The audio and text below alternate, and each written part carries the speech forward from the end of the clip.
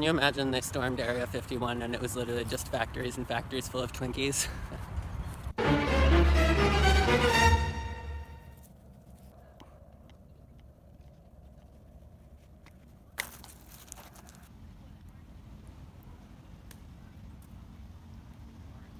Hi Sparkles, it's Jordan Sparks. Welcome back to my channel. Today's video is it's definitely just all sorts of going to be all over the place, so I hope you like that. But anyways, you'll see what I'm talking about in a second.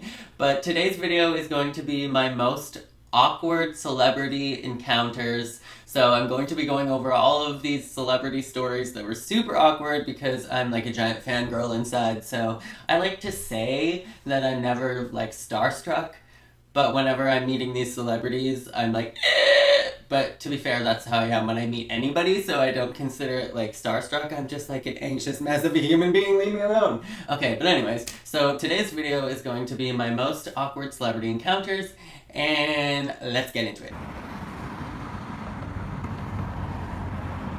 These are real roses and they're rainbow. What? Bum, bum, bum, bum.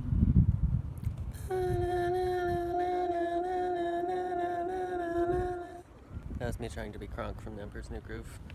It just falls off the seawall. You see the two seals back there in the dock? So I don't know if you guys have ever seen any of those like little free libraries on the street, but I've seen a bunch of them in Vancouver. There used to be one in my old neighborhood, but I just came across one and I picked up two books. This one's Lady Gaga Behind the Fame. The other one is actually a super old copy of Black Beauty, and I've never read it, but it's about a horse. And it's signed Michael John 1953, so this is such an old book, and that's kind of part of why I grabbed it. I was like, I feel so much energy around this, so I had to grab it, and I'll probably return it to that free library when I'm done reading it. But my question for you guys is, why do you read, or what does reading mean to you? Because I used to spend literally every waking moment of my childhood reading. Like, I would sit at home, I would read sometimes like 3,000 pages in a day. I would just sit there with my cats and read novel after novel after novel. I had no friends, what's new? But yeah, what does reading mean to you? Because I feel like I've lost a lot of my passion to read, and so when I saw this, I was like, maybe I'll pick up a book, maybe it's time to start reading. And I've been thinking of reading The Gifts of Imperfection a lot lately, which my friend gave me literally years ago, and I've never read it. But are you or are you not a baby? Yes or no? Are you a baby? Well, this is it, you guys. Ran out of quality content and I've resorted to sitting on the floor eating watermelon. This is what my channel has become. This is me now. This is my life. Are you a baby? No, you're not. You're a big girl now. How dare I ask you such a question? Are you savage? Are you savage, baby? You just shoot a little savage. Huh? Are you too lazy? Are you lazy? Would you rather stay at home and eat chips? But in other news, goals. Hey, you little poo-poo. Oh, don't run away from me. That was my good content. I've probably walked across this bridge like 100 times, but I figured I'd share it with you guys. The view is extra pretty in the summer with the sunset. But I've probably never been so afraid to drop my phone in my entire life, either here or at the suspension bridge. When I'm walking across and decide that I need to vlog, I'm like, hope I don't lose my phone. Woo!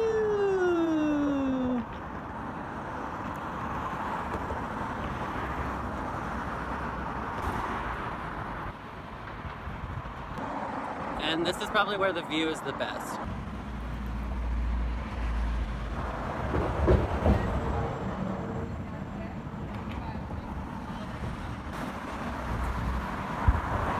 I've honestly been so bored and so lonely spending every single day by myself this summer but just like even a few minutes of vlogging and I'm already feeling a little bit less lonely, and it's like you guys are here with me. So I've missed vlogging, and maybe I will be doing some more vlogging this summer. So give this video a thumbs up if you like the vlogging. Let me know in the comments. I know that a bunch of people get annoyed whenever I'm vlogging. They're like, just get to the reaction video. Let me know what you guys think in the comments. This is my old neighborhood. When I first moved to Vancouver, that is where I lived with my little brother. There's a cat.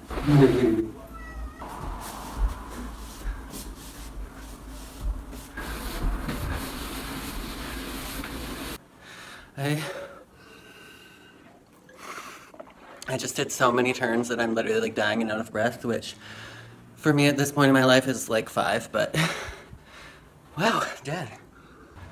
So I'm just heading to this neighborhood called Kitsilano to run some errands and then maybe possibly go to the beach. So this was actually my first celebrity encounter, and I think I was probably like 15 or 16. Ah, bug. We don't like bugs. Just kidding. I just don't like bugs on me. Anyways, so I was probably 15 or 16 at the time. Rihanna and Akon were touring, and my best friend Keely's mom texted us at school and was like, do you guys want to go see Rihanna? And so we were like, of course, who wouldn't want to go see Rihanna? And this was the day of the actual concert. So she was like, okay, well, you got to clear your schedules because it's today. And so she's like, I'll bring you guys down to the Crystal Center, which was the arena that it was performing at. And you can figure out what the ticket prices are, and you guys can get yourself some tickets and I'll pay for you. And I was like, okay, Jem. It turns out that they actually had tickets that were in the box, like the penalty box for the hockey games, because it's the same as the arena for the hockey games. And they were like $18.50. So literally $18.50. And we were like, okay, must have super impaired view or something. And we thought maybe they'd still have the glass up from the penalty boxes. But we get there, we go in with our $18.50 tickets, and they're practically like front row seats, like standing seats. And we got them for $18. So the show starts. And this guy comes and stands in the box with us, and he stands beside me, and he's just like jamming out and watching the performance, and he like says to me, oh, isn't she awesome? And I was like, yeah, of course. And I'm like, who is this guy? And then my best friend Keely's like, oh my god, do you know who that is? And I'm like, no. And she's like, that's literally Akon. And I was like, oh. And she's like, can you take a picture of me? And so she gets me to take like this super creepy picture like with Akon over her shoulder. But yeah, that was my first awkward experience because I had no idea who it was. So I was kind of just like, who is this guy that's talking to me? Like, I just want to enjoy this concert with my friend. And it was actually Akon, but I had no idea what Akon looked like. I'd only ever heard of his songs, and I was only there for Rihanna. I'll play that.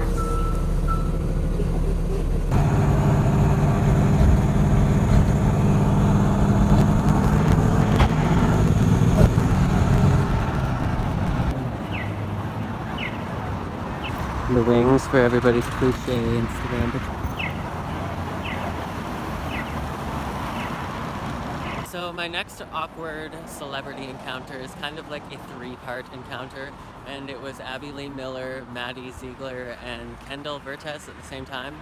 And Peyton Ackerman was there as well, but the awkward moments were between Maddie and Kendall and Abby, for sure. So I literally was talking about how Abby was supposed to be in town for her legs and feet workshop to my friend Chanel, and I was like, oh, but I can't meet her because this is like a kid's dance workshop.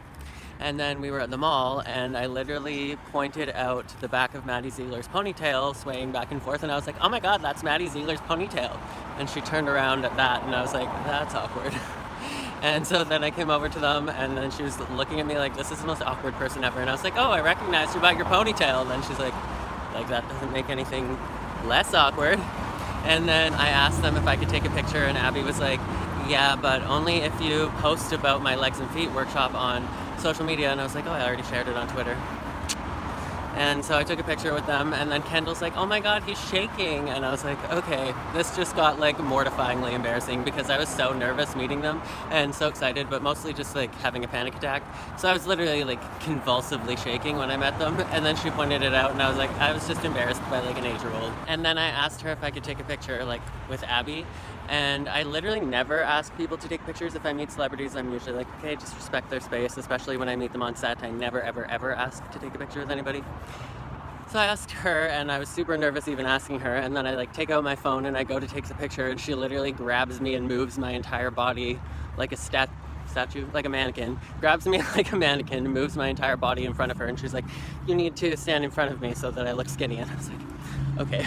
And then we took the picture, and I realized after that that that's literally how she takes pictures with everyone. But it was freaking scary. Like, it's Abby Lee Miller. I feel like everybody's scared when they meet her for the first time because they're like, oh my god, she's such a scary beast on TV, like what am I supposed to expect? But to be fair, she was actually really nice. It was just Kendall who was bullying me. I'm at the dollar store. Mostly because I want candy, but it just happened to be there when I was walking home, so. But also for cat treats because the cats are addicted to these. You know, only $3 here. The grocery store, they're like $5. Can't find the candy aisle, starting to panic. What if there's no candy? Never heard of that. Okay, we've officially raided Area 51, and this is what it was. Candy.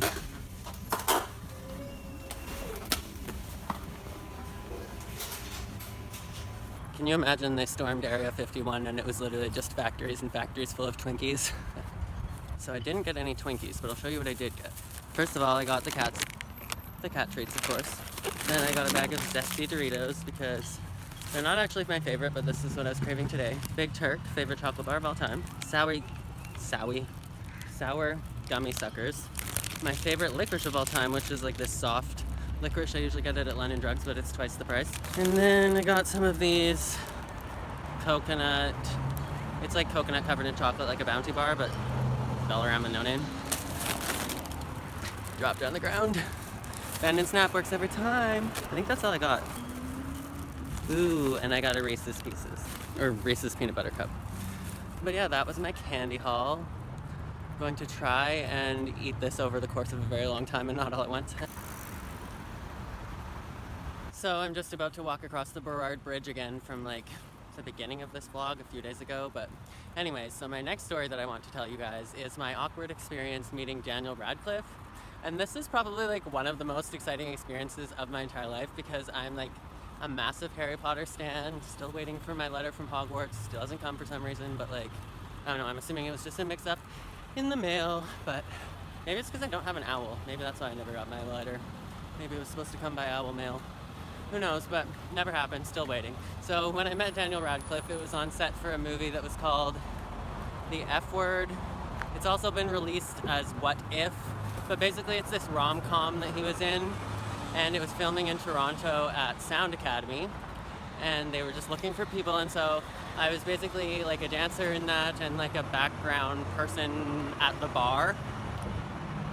First day of filming, literally like 5 minutes into filming, and they placed me right up at the bar, and I was talking to this one girl, and I'm supposed to be flirting with her and like trying to take her home. That's what the director told me, like flirt with her, try to take her home at the end of the night kind of deal. And basically typical bar skis. And then Daniel Radcliffe comes onto the set and they put him literally sitting right beside me, and I was like, no, my heart can't actually handle this situation right now, like I can't breathe, I can't work. So I was literally freaking out the entire time. I was panicking, just trying to even breathe. But they give me like one of those red party cups, and Sound Academy was rented out for the filming of this movie for like a few months. So basically they hadn't been using any of the beverage hoses, and they were all filled with mold.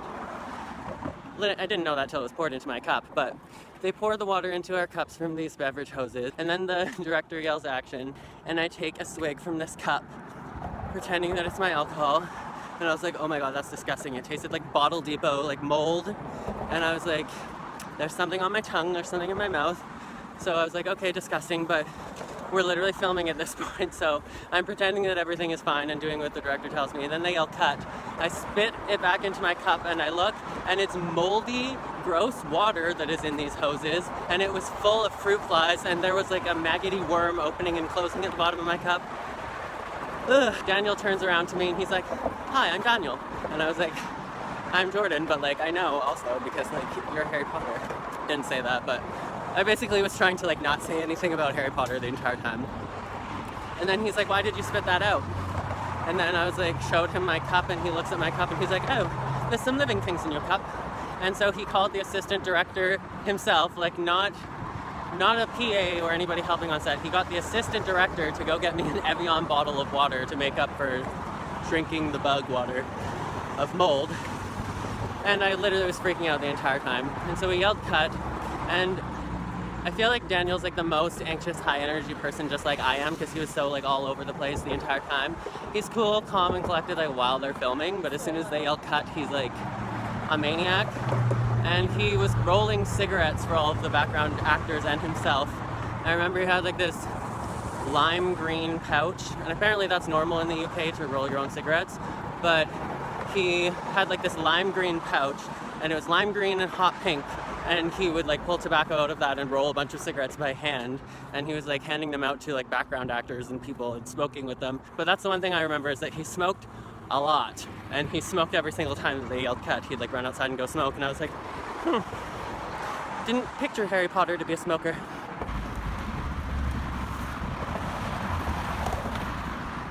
So this is the view of the beach today. It's not as like sunny or bright. So there's the water. You can see it in the background. My next awkward story is probably meeting KJ Appa, but I've met the entire cast of Riverdale working on Riverdale, but I'll save this story for KJ Appa because basically he's one of those people that you're just like, wait, I'm not really sure how to process this information. And so when we were filming last time on Riverdale, Chad Michael Murray was actually in that episode, if you remember him as well. The episode has already aired, so I can finally talk about it. But they were doing this scene, and I think it was Heathers, the musical. It was some kind of musical scene that we were filming. And they were all like stripping in the scene in the musical. Like they were actually doing the musical on stage in that episode. And because it's film, you literally just do the same take over and over and over and over and over and over and over. Basically, we were watching the entire cast of Riverdale in the musical, The Heathers, and they were just stripping over and over and over on stage. And then they would yell cut, and then we have to be in the same room with them and talk with them and civilize with them. And I was like, oh, this is incredibly awkward. So yeah, that was really awkward. I want to be best friends with Madeline, if you know who Madeline Petch is from Riverdale. She's basically like my celebrity love. But yeah, whenever I'm talking to a super cute boy, especially when they're already a celebrity like KJ, and that's already intimidating enough, but I'm just like so awkward, can't speak, can't breathe, just like shaking, nervous little fangirl basically. So that was fun. You can't help but being embarrassed and being like, addressing the elephant in the room. I was like, you were literally just staring at me while you took off your clothes and winking at the audience, and now you're just talking to me like it's casual conversation. So I've met KJ a few times, but it was pretty awkward pretty much every single time. He's literally the most humble, like, gentleman of a person, and he's super nice. Oh, and one time when I ran into him downtown, it wasn't on set. It was when I first moved to Vancouver and they first started filming Riverdale. And I'd never been on set for Riverdale, never met him, like, as an actor. And he just came skateboarding around the corner on Granville at, like, lightning speed, and I saw his, like, fiery, bright orange hair at the time, because it's even more, like, bright orange in the sunlight as opposed to, like, with all the filters in the filming for Riverdale. But I saw his fiery flaming head and I was like, oh my god, KJ! So that was fun too, but I didn't talk to him or anything. That was just me being a fangirl and spotting him downtown in Vancouver.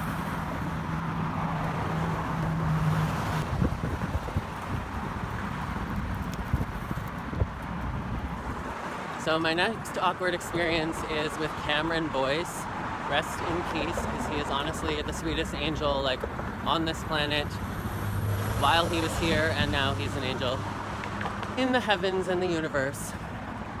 My awkward experience with him is that he was so nice to the point that you don't, like, expect to be treated that way when you're, like, a background dancer or a background actor. Even though everybody is people, it's just like a thing on film sets, like the main actors and stuff usually stick to themselves. They don't talk to backup dancers, they don't talk to the background normally, but on a Kenny Ortega set, he addresses everybody in the room like they're equals and really makes everybody feel important.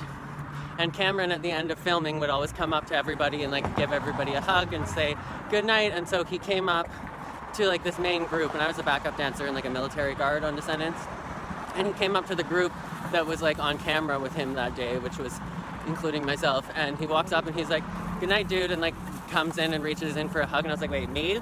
He's like, yeah, of course. And he's like, good night, and then, like, comes in and gives me a hug, and I was like, but I'm not a lead in this movie, like, I'm not worthy. So that was an awkward experience. But yeah, he was just incredibly nice, and sometimes it felt like he was almost uncomfortable, but he literally would go out of his way to make everybody else feel welcome and important. So I thought that was super cool, but it was super awkward because I was like, are you talking to me? Like, I literally said that out loud. This would be my Vancouver dream home.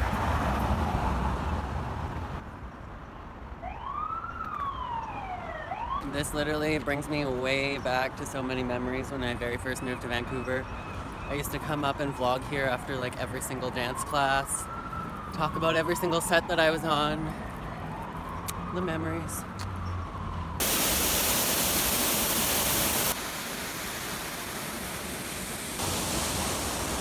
There's always public dancing going on down there for like all of the summer and spring months and into the fall, and then during the winter months they turn it into a skating rink. So that's like a little cafe restaurant up there spinning around. And this is our main train station, Waterfront Station, where I catch the sea bus.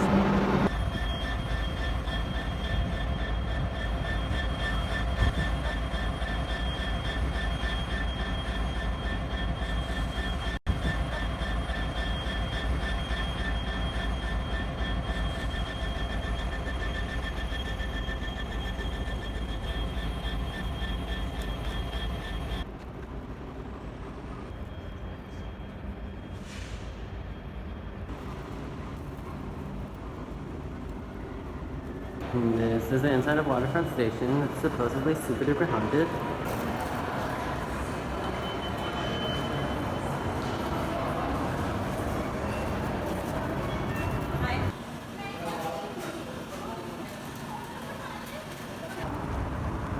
Ended up making a side trip to A&W to get a chicken wrap because apparently I have 20 minutes to wait until the next sea bus. I took the bus here, but I'm going to take the boat back just to switch things up a little bit. So yeah, I got a chicken bacon wrap from A&W. So excited. Midnight on this one.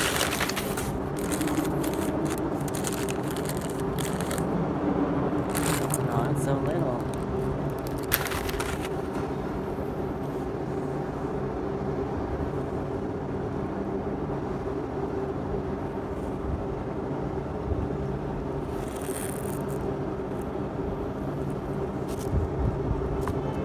So nice out still. Fabulosity.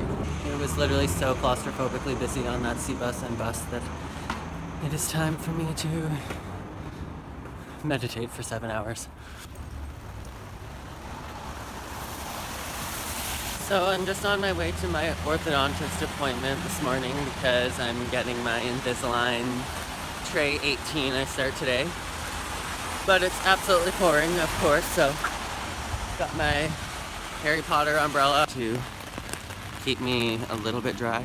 So I'm back home now, and my last story that I wanted to share in this video is the time that I met Dove Cameron. And when I met Dove Cameron, this was also on the set of Descendants 2, and it was when we were filming like this ship scene, and we were all on like a giant boat, and it was supposed to be a prom, I guess. I'm not really sure how this worked. I was like a military guard in one scene, and then in the next scene I'm like wearing the same costume dancing in the high school prom. I don't really know if I was supposed to be a guard or I don't know. Don't ask me. I don't know. I was just doing my job. But anyways, we kept making eye contact because Dove had like this monologue that she says at the top of this staircase, and then I'm standing down by the railing of the ship, and we kept making eye contact, and then they brought in her stand-in, and they were doing rehearsals with her stand-in, and then she comes back onto the set, and she walked literally right up to me, like this close to my face, and she's like staring into my eyes, and she's like, wow, you have the prettiest eyes I've ever seen. And I'm like, you too. But seriously, she does have the prettiest eyes ever. But I was like, what? Did that actually just happen? And it was literally the funniest thing, because everybody that was like all the backup dancers and everything was like kind of like, I felt everyone's eyes on me being like, what? Dove Cameron just walked up to him. Dove Cameron just told him he has beautiful eyes. So that was like, I don't know. I was like all giddy like a little schoolgirl when that happened. So that was really awkward because I was like, hey, hi. But yeah, Dove was really, really sweet. She's really charming. She's really nice. I feel like there's something about her aura. I'm not one of those people that's like, I see auras, but when I met her, there's just like some kind of energy that she gives off that was like nobody else that I've ever met before in my life, and she just reminds me of like some kind of mystical unicorn. To this day, she is like the most mystical person that I've ever met. I'm like, I don't understand your energy, but you're some kind of alien from another planet. I love her so much. She's an angel. But yeah, those are my top most awkward celebrity encounters. I could probably make this list go on because literally every single celebrity encounter that I have is extremely awkward, but maybe I'll have to make a part 2 to this video. Anyways, I think that is it for this video. So before we go, I just wanted to mention the sparkling star of today's video, and today's sparkling star is Ella. I love you so much. Thank you so much for supporting my channel. If you would like to be the sparkling star in my next video, all you have to do is head on over to Twitter and follow me at JordanJSparks and retweet one of my video links when they go live, and I will pick a new sparkling star for every single video. But that is it for this video, so as always, make sure to be weird, be wild, and stay sparkly, and I will catch you in the next video. Bye, guys!